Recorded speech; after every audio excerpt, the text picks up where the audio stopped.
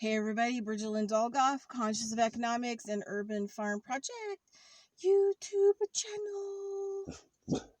No barking. Oh look, she's being... What? What's going on over there?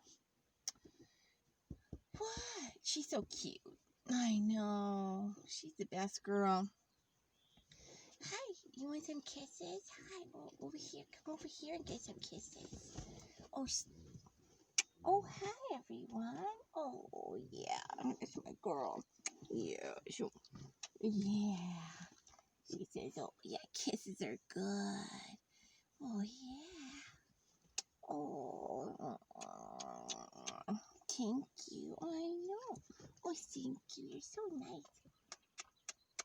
I know. That's a kisses. Yeah. Okay, over on your side. Okay, everyone got to see you because you gave kisses. All right, those are your kisses for this morning. So anyway, I was just thinking about, some stuff. And wanted to lay it out there. All right, so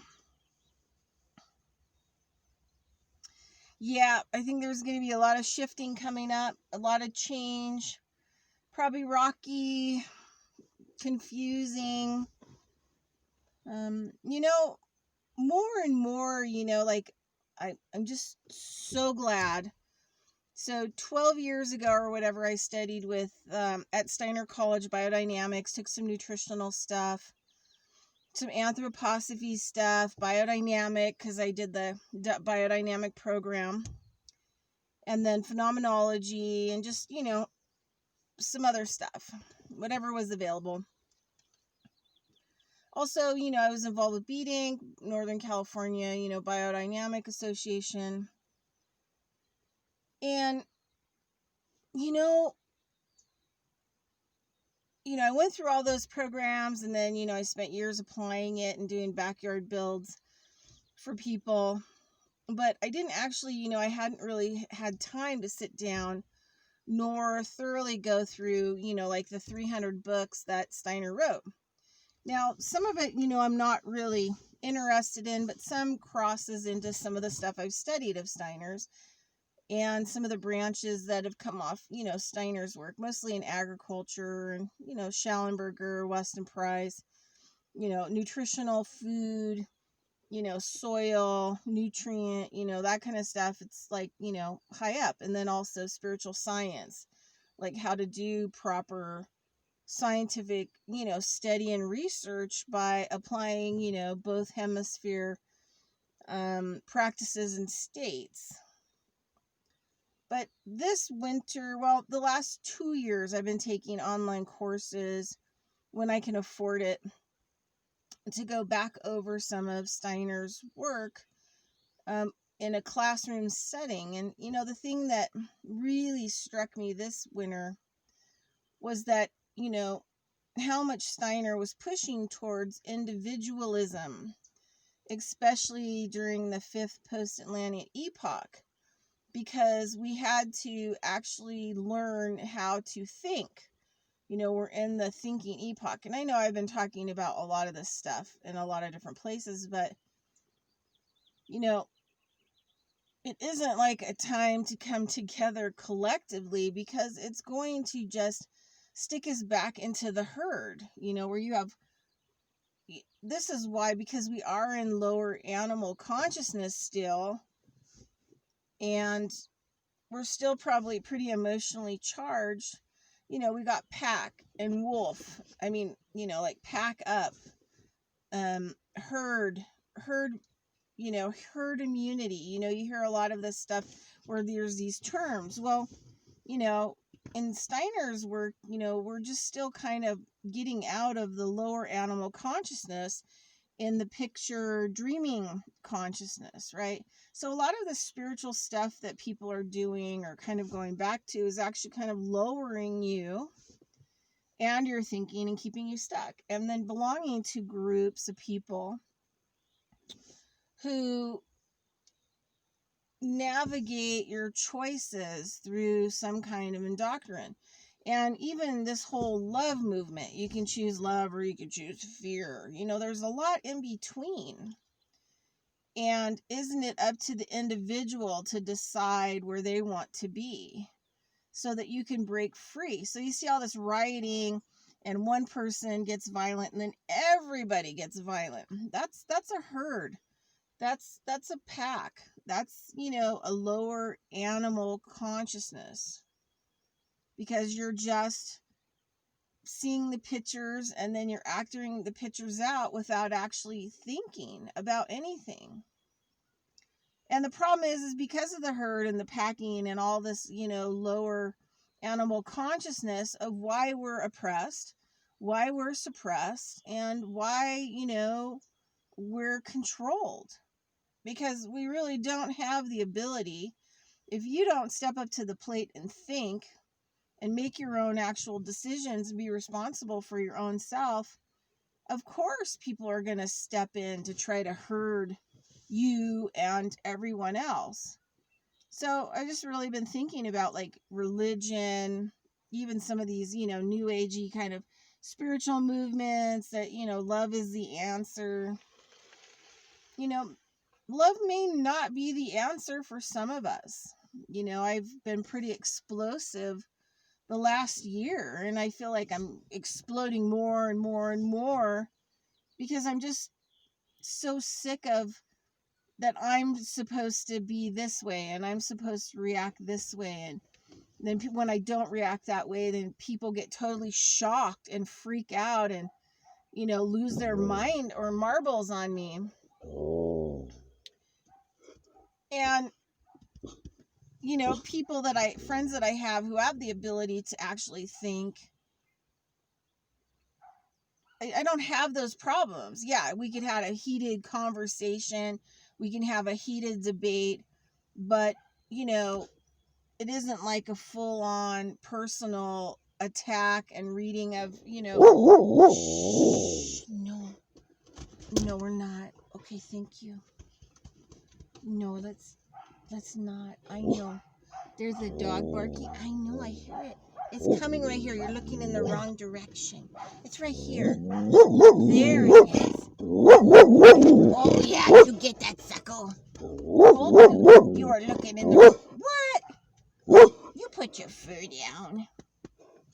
All right. I mean, here we have Jen, who has like higher consciousness than most people, where she has her fuzz up on her back because, that dog was coming close in the car.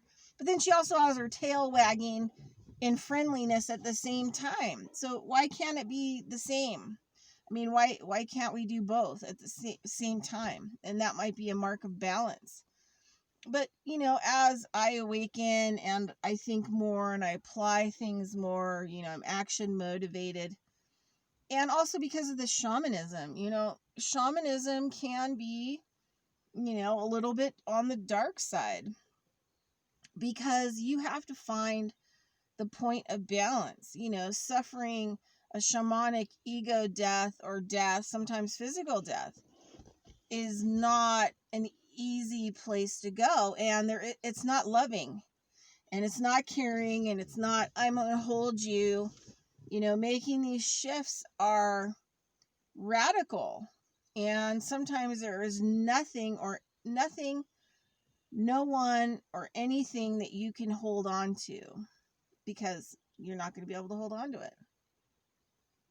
So what if, like the point of balance, like for me individually, is more of one of standing up for myself, speaking my mind, speaking my truth, laying it out there, being confrontational when people decide that they're going to try to project their reality onto me as a manipulation to get me to go back into the, white woman herd, mindset, right? Or woman mindset. It's a global mindset, which, don't speak unless you're talked to. You can't be angry.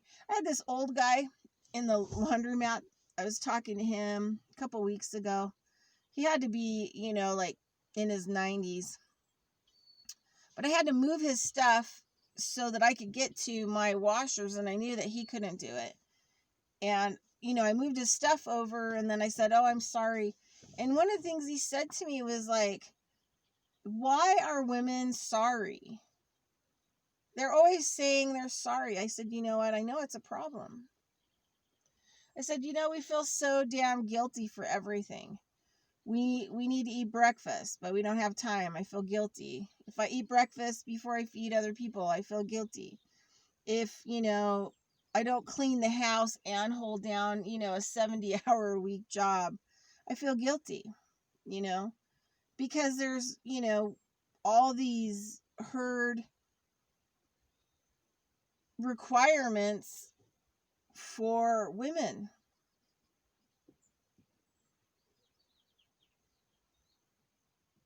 Yet we don't get any of our needs met at all.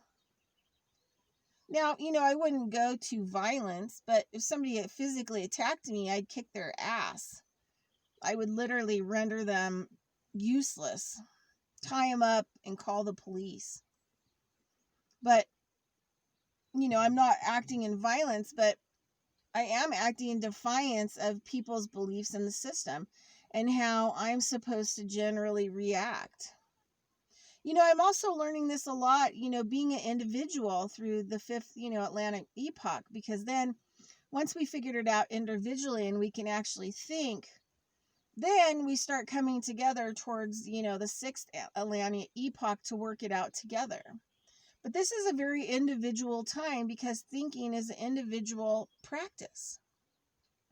So it's like having to, extract yourself, especially now, all these groups, Zoom online, and then, and I've had to kind of actually, even though a lot of people invite me into them,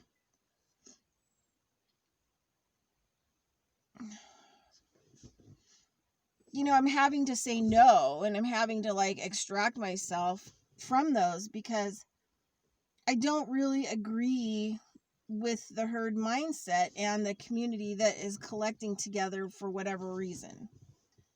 I have a lot of my own different opinions, and so I don't want to participate in things that I don't agree to 100%. And there's almost this undercurrent, like you're supposed to like put up with it, and you're not supposed to have an opinion about it. And you're supposed to, you can't be this, you can't be that, this is the way. And then you have one person or a couple people dictating, kind of the movement in the thinking or feeling. And I want to dictate, my own thinking and feeling, and, just giving myself permission to, be on the other side of balance, which is standing up for myself, confronting people, being more explosive. I mean, people are freaked out because they're not used to me being this way. They're used to me being a doormat. I can hear people's thoughts. I know exactly what they're up to. I know exactly what they're doing. They may not, but I know. So, I would be like compassionate because that's what a lot of spiritual practices taught me to do. My family taught me to do so that I don't stick out. I fit in, but I kind of overdid it to where, I let all kinds of people walk over me and never say anything in hoping that they will, eventually see what they've done and, stop doing it to people. But it doesn't work that way because it gives them momentum of power. And so they feed off that energy and power. So they keep doing it more and more and more. So it doesn't really stop it. What stops it is when you confront it and say, "Look, butthole, I don't know, why you're projecting on me, but, might be good for you to back off." And then, having to ride out dealing with all the emotional stuff and the whole craziness. Like, for example, this crazy thing happened yesterday. But there's this guy like Blue Wind herbal thing, whatever, and he's teaching classes in the area, the desert. And last year I wanted to take some of his classes, but I couldn't because I was in a 6-month herbal program. So I didn't have time and I didn't really have the resources. And I noticed that there's one coming up in September. And so, but then I noticed, absolutely positively no dogs. So, I mean, even no room for a service dog. I have a service dog, right? I have to take her with me everywhere, right? That's just how it is. I would never allow her to be left with other people unless it was like I was hospitalized. But, I try not to be hospitalized because I don't want to have to put her in that kind of a situation. I am personally responsible for her. So, I send a message on Messenger on Facebook saying, I noticed you have a class coming up and you say absolutely no dogs, and I have a service dog. And so he gets back, and you can tell he's a little bit desperate to fill the classes because, you know what, he probably needs the money. And he's like, well, what kind of service dog, like what purpose does your dog serve? And it's like, I had to go into this whole thing about how, I had brain cancer. There was a period where I got Jen, late, and trained her myself to help me. And,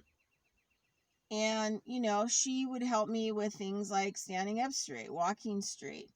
Also, sometimes the impact from having brain cancer for a period, I couldn't be aware very far out around me. So, whether, like I'm driving or walking around or doing things, and she would create a perimeter kind of around me and react to things that were coming up around that perimeter so that I could actually look up to pay attention to see, like if I'm in danger or if something's going on or, whatever it's going to be. So she's smart. She is extremely well trained.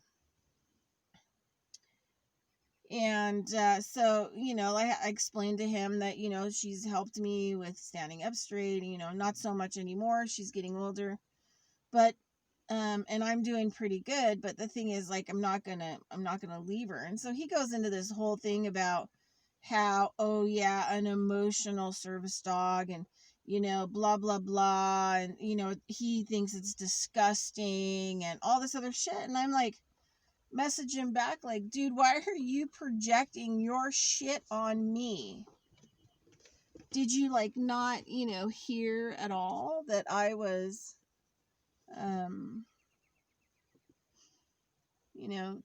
telling you that I had brain cancer?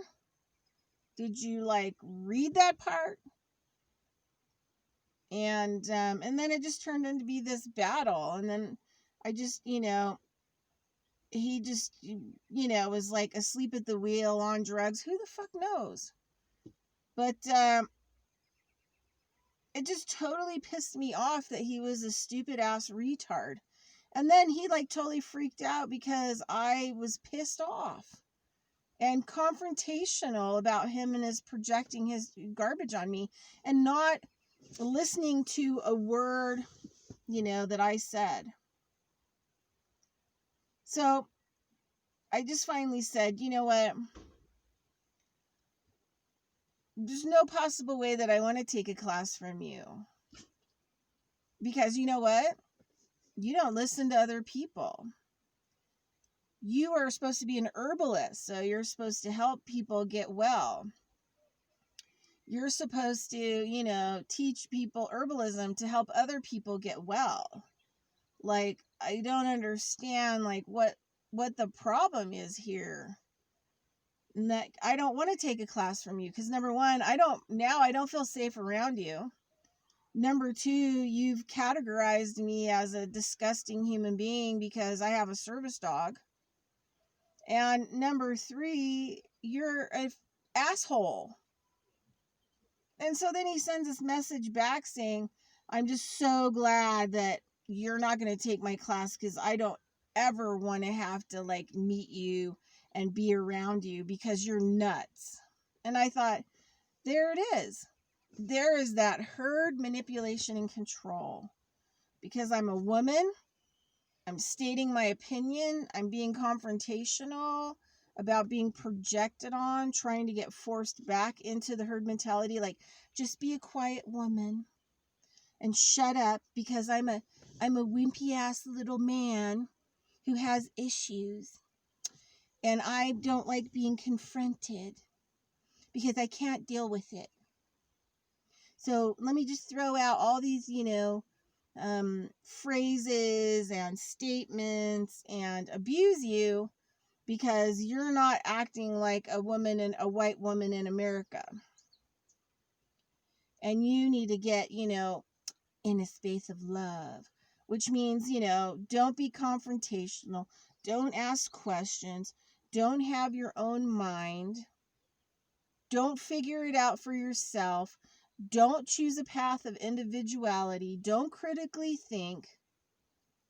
Just, do what everybody else expects you to do, even though there's like no manual for what that is. So I unleash. I did a really nasty post on Facebook. I don't regret it at all about his class and his event because he decided to block me after I came back at him like I'm nuts. Fuck you. Fuck you, you asshole. I mean, you're the one that has a business. You're the one that's putting out a class. You're the one that needs to generate revenue. You're the one that needs to work this stuff out. Or don't do it. If you're holistic, come on, let's work it out. This is what, holistic medicine's about. But, obviously you feel threatened, you're intimidated, you're a big baby, and you're mean. And you're abusive. In your little manipulative, verbalism scenario. So then he blocked me. So I put a nasty message up on Facebook and attached his, his class. Well, then somebody must have said something to him because then he decides to unblock me and post on my posts. And I was like, fuck you. You can't turn it around in your behalf because because now you totally screwed yourself. Right? I didn't invite you to post on my posts. So I deleted his post and then I blocked him.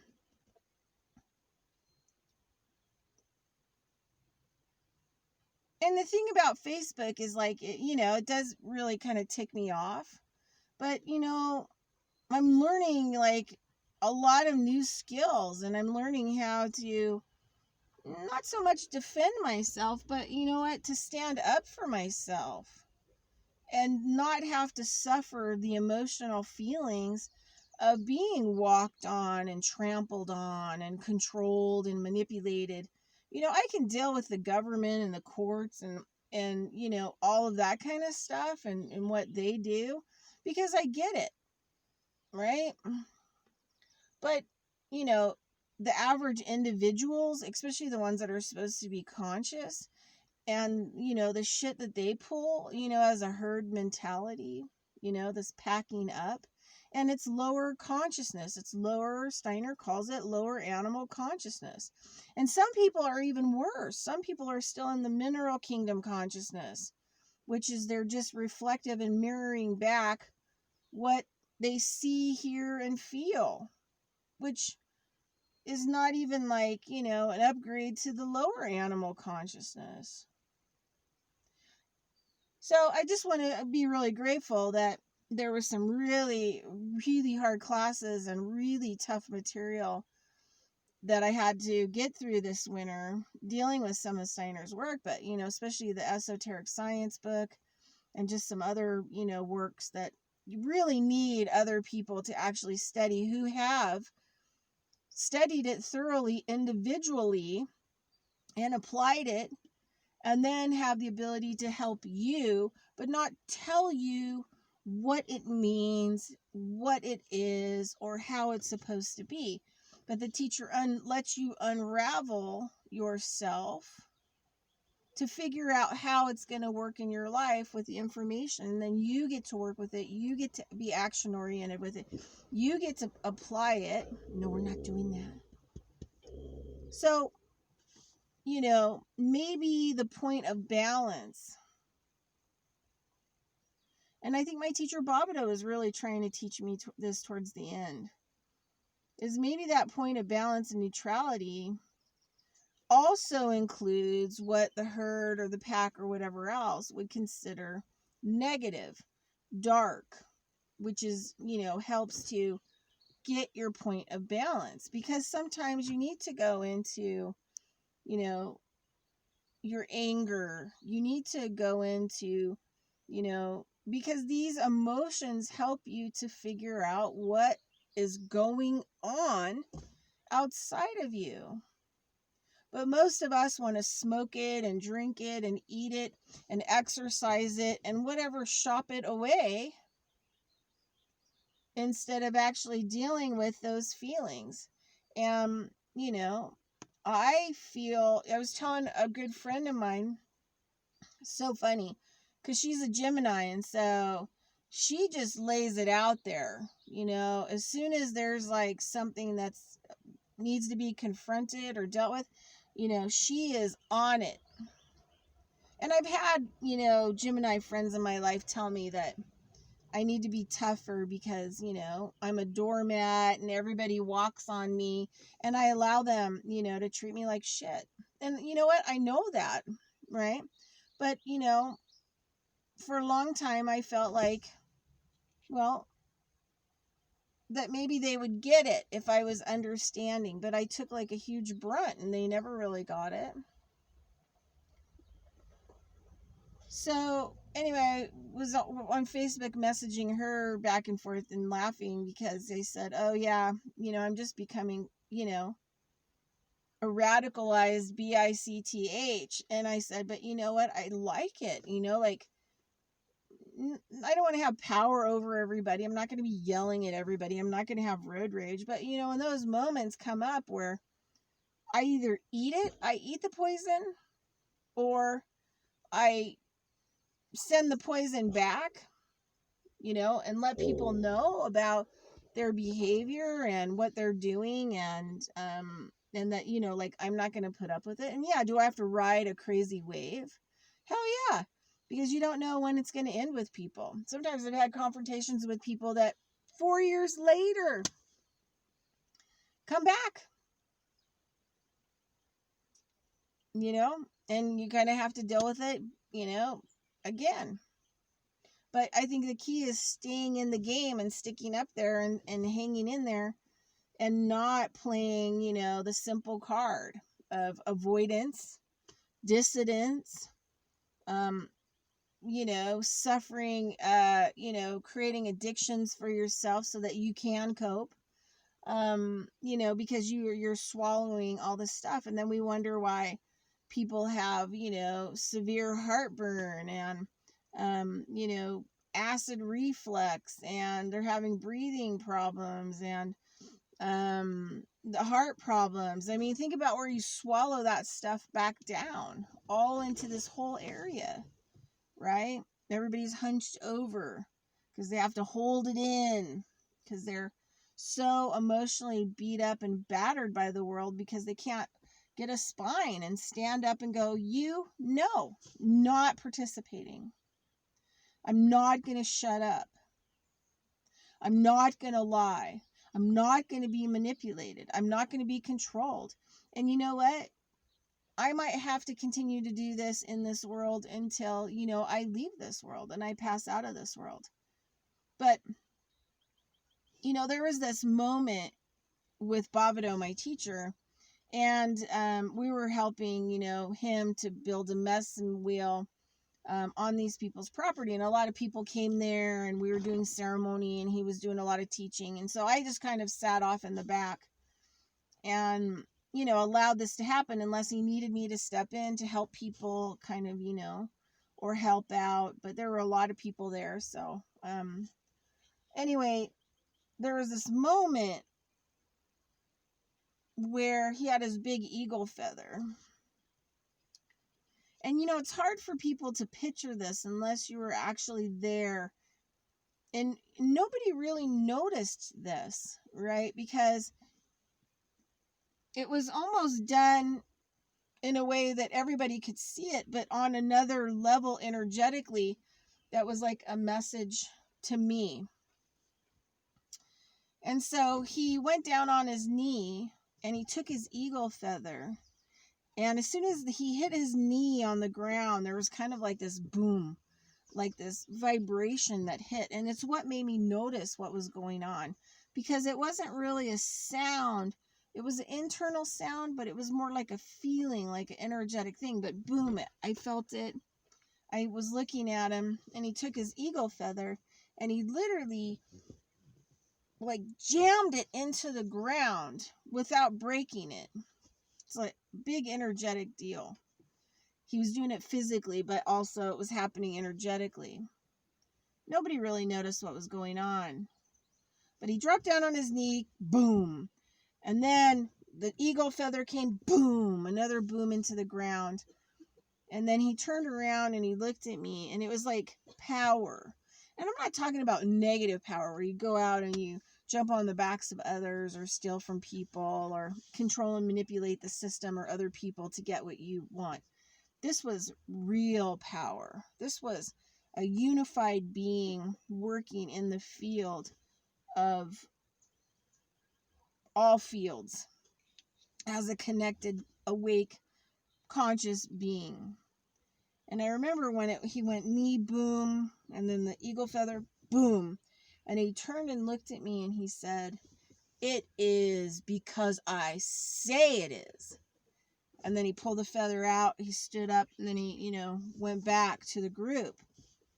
It was interesting to me because this happened in like early September 2014, and I've never forgot it, because it was like, that is what I'm looking for. Not to harm but to have that point of balance where you're individually unified, 100% aware and operating at full energetic capacity, to where you can change anything in your reality on any level because of your point of power, your point of balance. So I know that people are like, I probably will continue to teach classes, and there may be some Zoom meetings and stuff like that I'll entertain. But for the most part, I'm going to continue to have conversations, independent conversations with people to individualize, individual thinking and understanding. And so that there is something else for people that are stuck in the herd. And, a family is a total herd. It's a pack. And a family, you can have a family of people who don't like each other and don't get along and even fist fight. But if there's some kind of weird threat, even if it's not a threat and one of them thinks it's a threat, they'll pack up like wild wolves and they'll go after whatever that threat is and destroy it.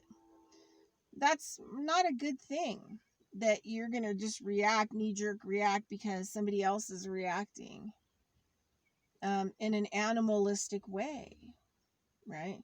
So, literally, it means that you don't have more intelligence than a rock, because, you're just mirroring and reflecting somebody else's stuff out into the world, right? And it stirs you up without you thinking. So there's a lot of work that has to be done.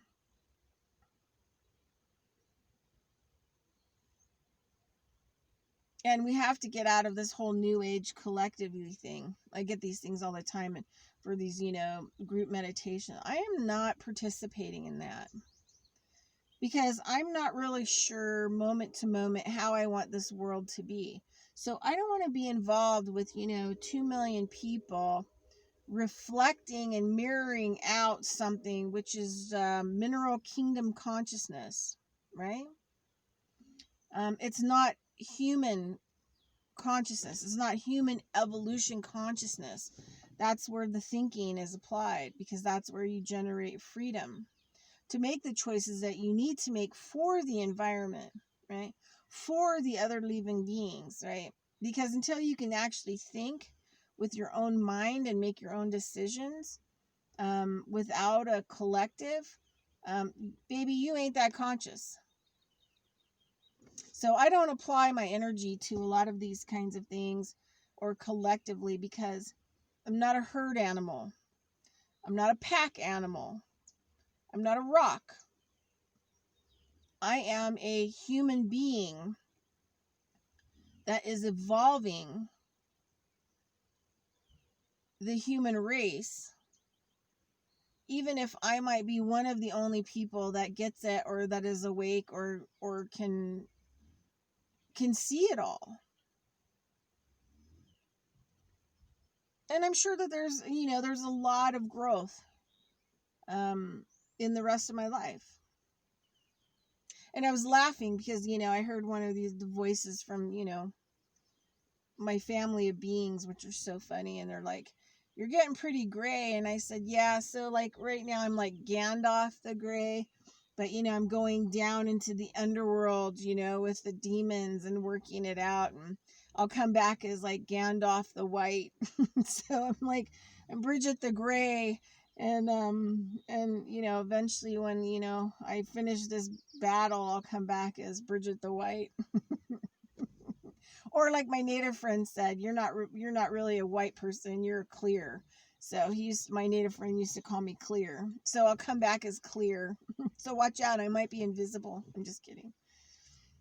But anyway, we've got to really start thinking, and we've got to really start applying that in an individual way, and getting ourselves out of the herd and the collective, and, which will lead to freedom, human freedom from the controlling forces, right? And, yeah. Well, anyway, that's what I've got for you. I'm going to walk the dog. Yeah. We're going to walk the dog. And so anyway, just, think about this stuff and